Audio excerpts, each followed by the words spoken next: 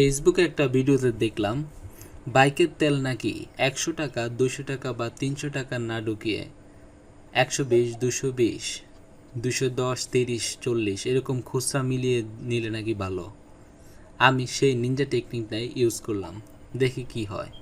আসলে কি তেল গড়বড় করে তারা, নাকি ঠিকঠাকই দেয়? মামা ১৫০ টাকা দাও, ১৫০, ১৫০ দিও। নিয়ে নিলাম ১৫০ টাকার তেল, দেখি আসলে কি পারফেক্ট তেল দেয় কিনা তারা। যদিও তেল দিলেও আমি বুঝতে পারবো না আসলে কি কতটুকু দিয়েছে না দিয়েছে। যাক, যাই হোক না কেন, ফেসবুকের ওই ভিডিওটা ফলো করে আমিও একটু ট্রাই করে দেখলাম আসলে কি হয়। আসলেই কি তারা তেল কম দেয়, নাকি ঠকায় সবাইকে, নাকি সব ঠিকঠাকই দেয়? হুম, খুচরা টাকা দেওয়া যাইব না, লাগতে পারে সামনে।